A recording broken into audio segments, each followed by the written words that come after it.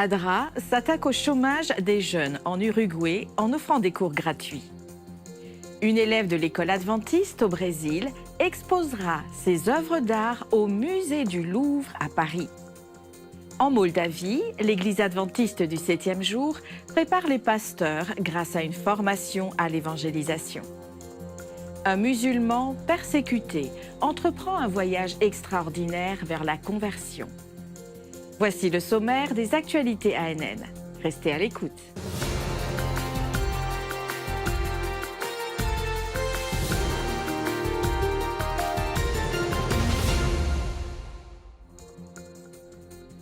ADRA combat le chômage des jeunes en Uruguay en offrant des cours de formation professionnelle gratuits.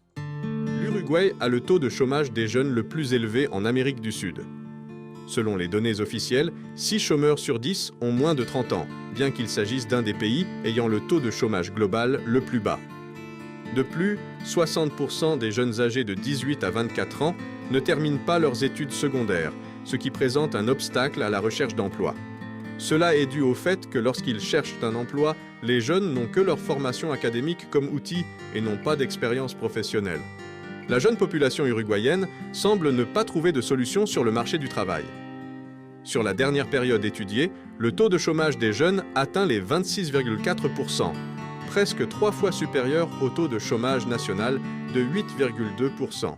Pour aider cette population, l'Agence adventiste de développement pour le soutien et l'assistance des ressources en Uruguay propose des cours de formation professionnelle gratuits.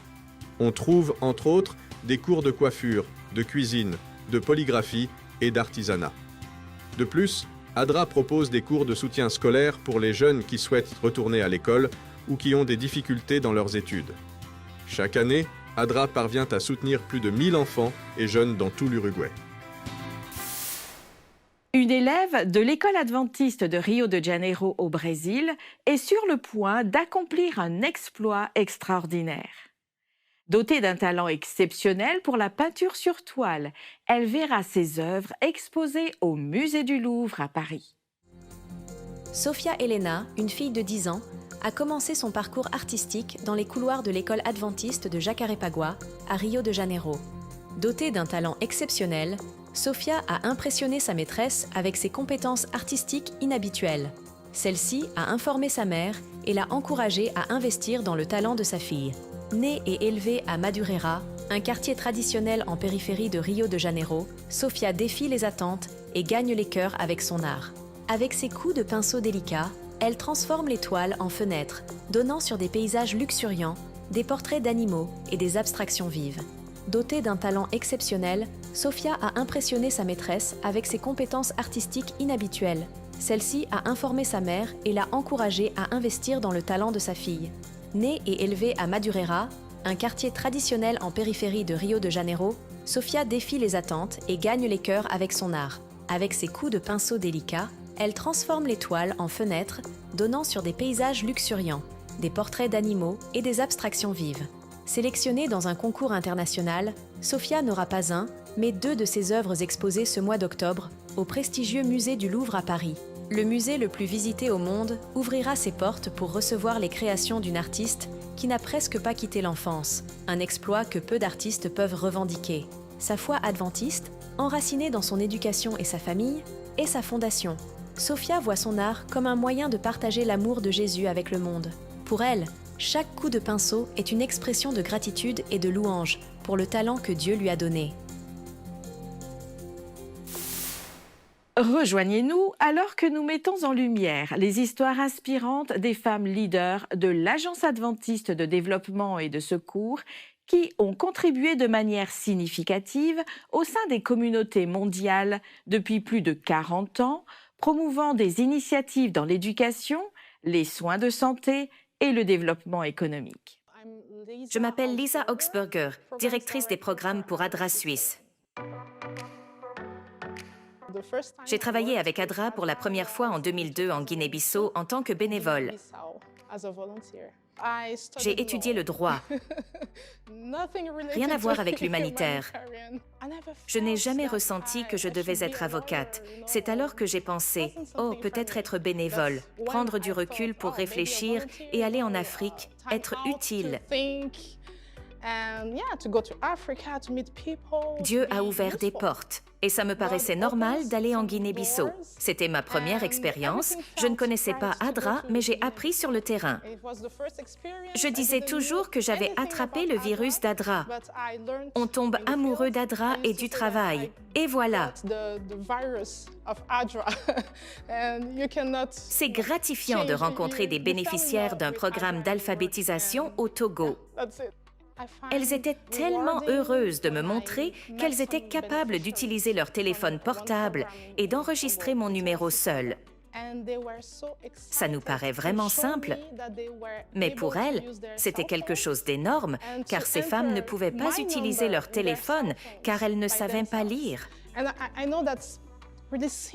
Elles devaient demander de l'aide pour entrer un numéro.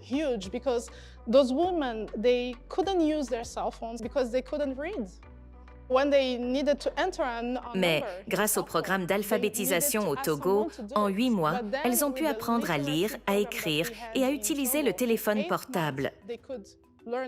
Je me souviens quand nous allions dans les villages, dans les voitures. ADRA est écrit sur les voitures. Les gens sortèrent de leur maison en criant «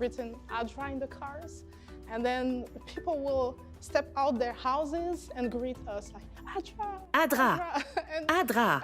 Je sais que c'est un détail, mais c'est touchant parce qu'ils nous connaissent sur le terrain. Et ils savent que si nous sommes là, c'est pour faire le bien.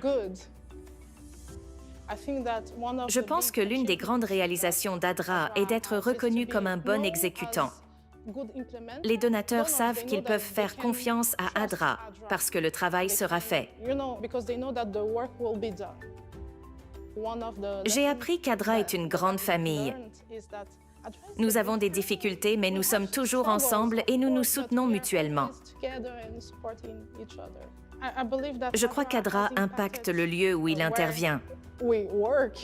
Parfois, les bénéficiaires ont l'impression d'être transparents ou que personne ne les voit. Et puis, avec un petit projet, nous avons reconnu qu'ils sont des êtres humains et nous leur donnons l'opportunité de grandir.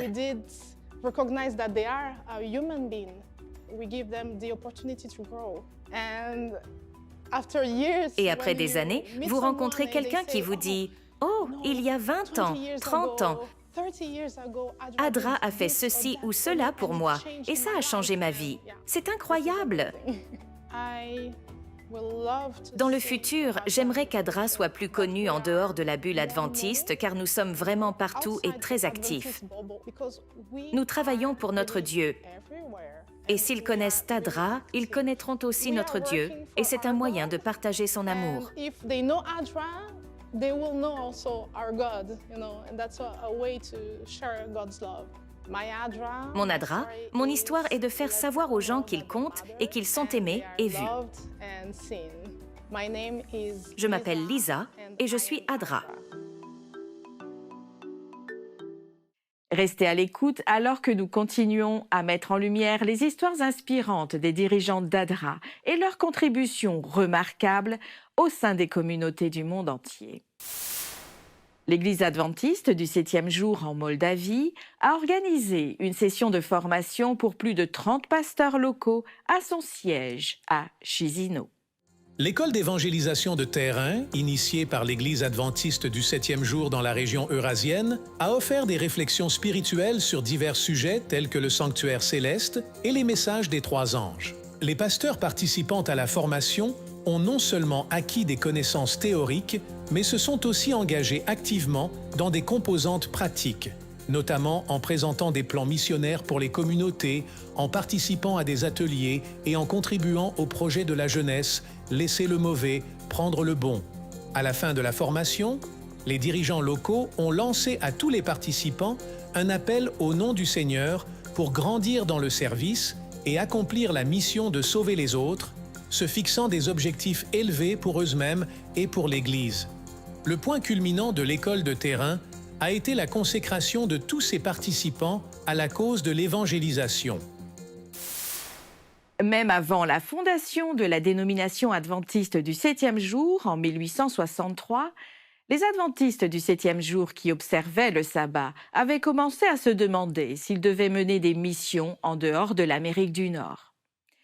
Ce premier épisode de Mission 150 explore les premières discussions sur la mission à l'étranger et révèle des détails surprenants sur le fait que la plupart des premiers dirigeants avaient des idées très limitées sur la mission. Pendant l'hiver de 1859, un adventiste, M. A. H. Lewis, écrit au Review and Herald. C'est le journal de l'Église, mais il va au-delà, unissant ce petit mouvement dispersé à travers une grande partie des États-Unis. Il écrit à l'éditeur en demandant « Le message du troisième ange est-il donné ou doit-il être donné ailleurs qu'aux États-Unis » Remarquez la double question. Est-il donné et doit-il même être donné? L'éditeur de la revue, Uriah Smith, fait paraître la lettre accompagnée d'une note éditoriale en réponse, indiquant « Aucune revendication du troisième message n'est signalée ailleurs qu'aux États-Unis ». Ensuite, il avance une suggestion pleine d'ingéniosité. Il suggère « peut-être pas nécessaire » pour Apocalypse 10, 11, car notre pays inclut des personnes de presque toutes les nations. Il demande « Le troisième message est-il donné ?» référençant les messages des trois anges. Plutôt que se baser sur Apocalypse 14, 6, il choisit de répondre selon Apocalypse 10, 11. Veux-tu le lire pour nous? On m'a dit, il faut prophétiser de nouveau sur de nombreux peuples, nations, langues et rois. Probablement car ils étaient en proche de la déception, plus proches que nous. Il s'est écoulé 15 ans depuis la déception jusqu'à maintenant. Mais la plupart d'entre eux ont vécu cela. Oui, c'est comme s'ils avalaient le petit livre. Exactement. Ça laisse un goût amer. C'est doux en bouche, mais amer dans les entrailles. Pour visionner l'épisode complet et d'autres vidéos approfondissant la foi adventiste et son histoire, visitez notre chaîne officielle sur YouTube. Comment pouvez-vous faire de votre entreprise votre mission? Des milliers d'entrepreneurs adventistes se sont réunis à l'Université Southern dans le Tennessee aux États-Unis pour apprendre comment utiliser leurs entreprises comme outils de témoignage et de ministère. Sponsorisé par Hive, cet événement a souligné l'importance d'intégrer la mission dans les affaires. Steve Dickham de l'OCI, le Outpost Centers International, une ONG qui cherche à établir un réseau mondial de ministères laïques, nous en dit plus. Bonjour, je m'appelle Steve Dickman, OCI. Je suis à Hive aujourd'hui. C'est une convention passionnante entre entrepreneurs de tout le pays, probablement de partout dans le monde, n'est-ce pas, Jared? Des choses incroyables se passent ici cette semaine. C'est vraiment passionnant. Parlez-nous de ce qui se passe. La rencontre se concentre sur cette intersection entre les affaires et la mission. Et comment trouver une intersection où ce n'est pas seulement gagner de l'argent puis le donner à la mission, mais comment mon entreprise peut servir tout en faisant des affaires. Beaucoup de personnes sont inscrites pour ce week-end. Ce sera un week-end passionnant. Certains orateurs très puissants sont ici. J'ai vu Rick McEdward de l'Union du Nord de l'Afrique et du Moyen-Orient. Et Brad. Comment les affaires peuvent-elles être votre mission? Chers amis, c'est OCI depuis Hive. Si vous vous demandez que faire et vers quoi Dieu vous guide, nous vous invitons à vous impliquer dans la mission. Peut-être que les affaires vont être votre mission. Venez à Hive. Découvrez comment vous pouvez être plus efficace dans votre entreprise pour le Christ. Nous vous invitons maintenant à découvrir l'histoire de la conversion d'un musulman persécuté. Il a été attiré par Jésus et l'atmosphère captivante d'une église. Ils sont venus chez nous et puis, juste comme ça, ils ont pris mes documents, un carnet de notes, ils ont pris tous mes documents. Et ils ont dit à mon frère, si on le trouve, on le tuera. J'étais sous le choc. Pourquoi? Parce que tu me dis que cette foi est bonne. Je dis d'accord, cette croyance est bonne, mais je ne veux pas cette croyance. Je veux autre chose. Et tu me dis, si tu ne crois pas en ma croyance, je te tuerai. Finalement, j'ai dû quitter la maison. J'ai dû fuir. Quand j'avais 15 ans, je croyais en tout. Je devais faire semblant, pour ma famille, que j'étais toujours croyant. Après ça, quand je suis parti, j'étais plus libre et je n'avais plus besoin de mentir à personne. Je ne croyais plus en aucun Dieu, ni en celui des Juifs, ni en celui des musulmans, ni en celui des chrétiens. Et la seule chose que je faisais, et je l'ai fait pendant longtemps, je buvais, je consommais des drogues, et la situation ne faisait qu'empirer. Cette personne qui m'a contacté a fait de son mieux pour que je sois intéressé. J'ai regardé des films sur Jésus, et il m'a appelé, a parlé avec moi, et puis a demandé « Comment tu vas ?» J'ai répondu « Ça ne fait qu'empirer. » Il a dit « Essaie de prier juste une fois. » J'ai dit « Oui, d'accord, je le ferai. » Le soir, quand j'ai voulu dormir, j'ai prié pour la première fois. C'était très intéressant car je lisais tous les jours, tous les mois. J'ai essayé et prié, mais je n'étais pas catholique. Je n'étais pas orthodoxe ou autre. Je croyais pour moi-même.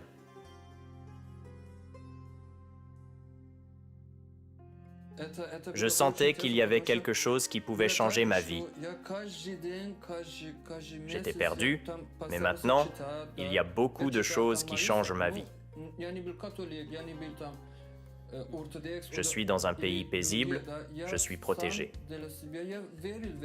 Quand je suis venu dans notre église, l'atmosphère était différente.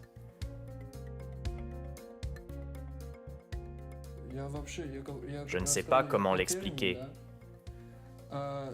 C'est quelque chose de différent. Quelque chose attire, mais vous ne comprenez pas ce qui se passe.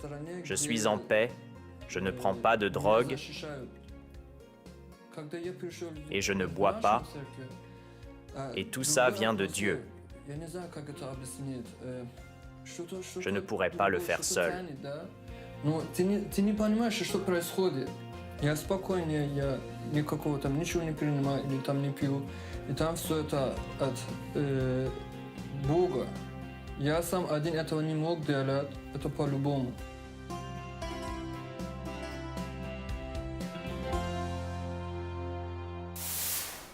En juin 2022, la trésorerie de la Conférence générale et le département de la planification des dons et des services fiduciaires ont introduit une toute nouvelle ressource pour l'Église mondiale, le Fonds d'impact missionnaire. Ce fonds est un investissement dans des missions où l'impact le plus important peut être réalisé. Son objectif est de permettre aux églises locales de répondre aux besoins de leur propre communauté et de remplir leur mission.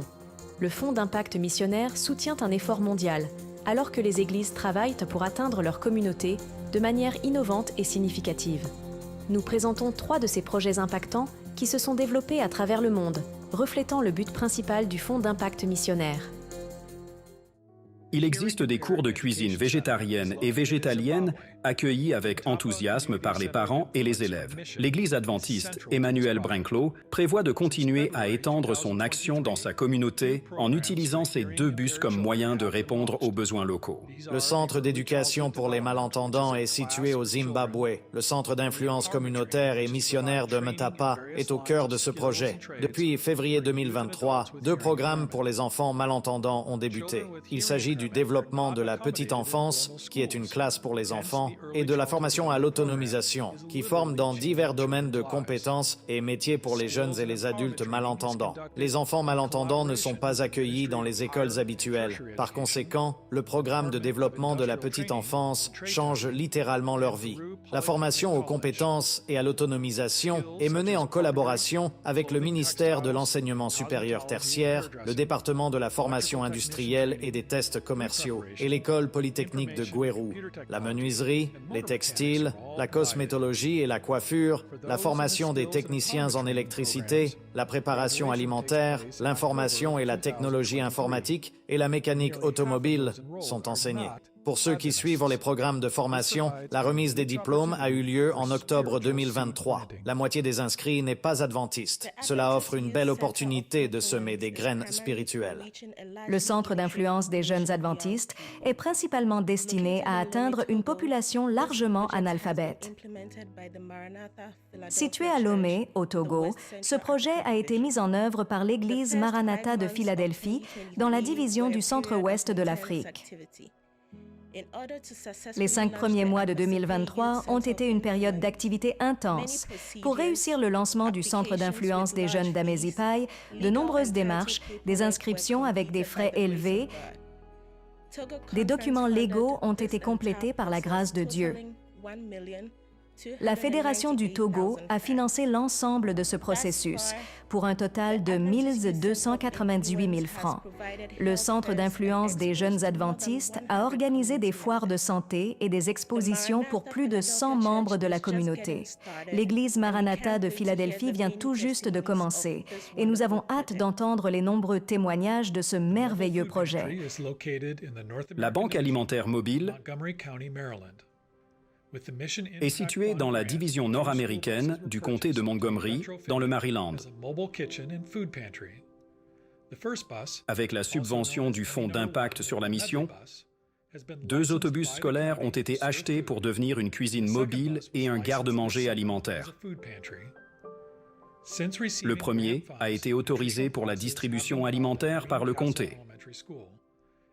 Et le deuxième a également été approuvé comme garde-manger cet été. Des cours de nutrition ont été organisés à l'école élémentaire de Greencastle. Et les bus EMI se sont associés pour répondre aux besoins des membres de la communauté qui rencontrent des problèmes d'insécurité alimentaire et des familles confrontées à des disparités en matière de santé.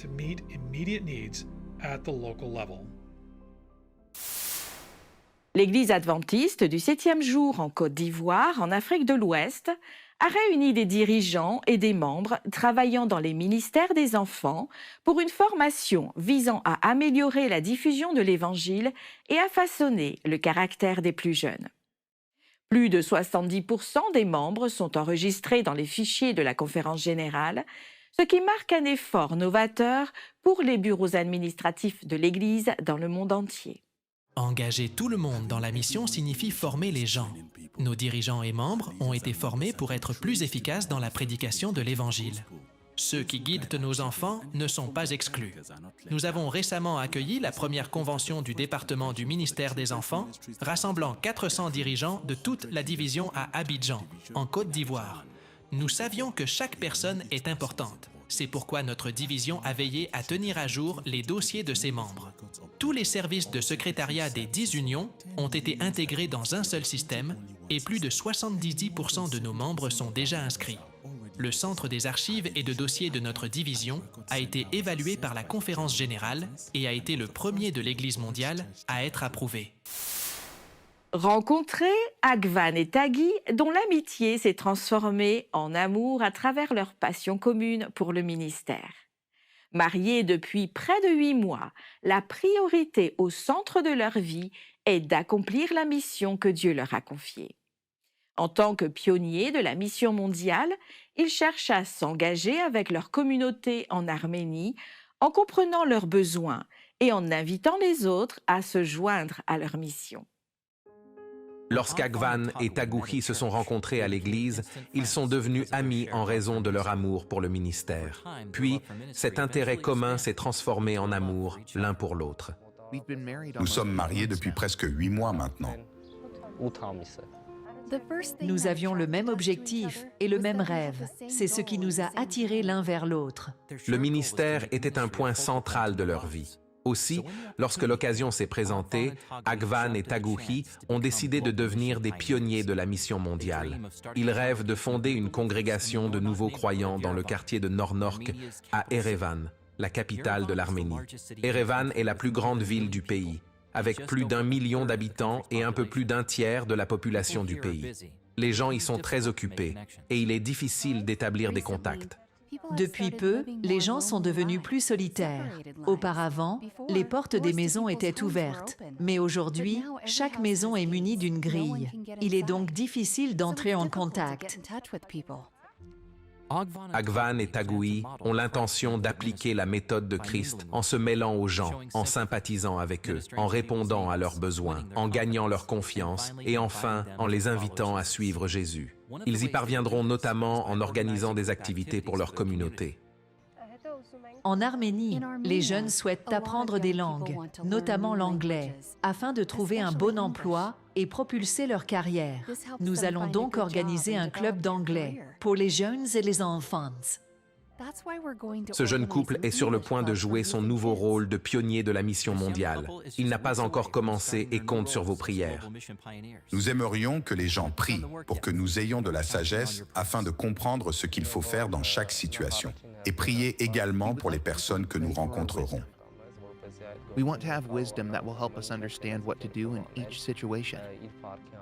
Merci de soutenir la mission mondiale. Priez pour nous, car le travail missionnaire est parfois difficile. Nous pouvons trébucher en cours de route. Priez donc pour que nous puissions continuer à servir. Merci pour tout ce que vous faites afin d'envoyer des pionniers de la mission mondiale comme Agvan et Tagoui, là où on en a le. Votre soutien permet à ce travail de se poursuivre jusqu'au bout du monde. Merci de soutenir la mission mondiale. Vous avez suivi les actualités sur des actes de service, sur la foi, l'amour du prochain et l'espoir, réalisés par l'Église adventiste du 7e jour dans le monde entier. Présente dans plus de 200 pays, la dénomination désire servir, comme le Christ, à travers ses membres, ses dirigeants, son siège administratif, ses institutions et ses ministères de soutien. Vous pouvez accéder à d'autres bonnes nouvelles en rejoignant les chaînes officielles de l'Église adventiste du 7e jour sur YouTube, Instagram et Facebook et explorer le site web d'ANN sur adventiste.news. Partagez votre histoire de foi et laissez votre sujet de prière sur nos chaînes. Une équipe prie pour vous 24 heures sur 24. Avant de vous quitter, je vous laisse avec une excellente nouvelle tirée de l'Évangile de Jean au chapitre 14, au verset 27. Je vous laisse la paix. Je vous donne ma paix. Je ne vous donne pas comme le monde donne. Que votre cœur ne se trouble point et ne s'alarme point. Étudiez la Bible quotidiennement pour découvrir d'autres merveilleuses promesses d'espoir. Et si Dieu le veut, nous nous retrouverons pour la prochaine édition des Actualités ANN. Que Dieu vous bénisse.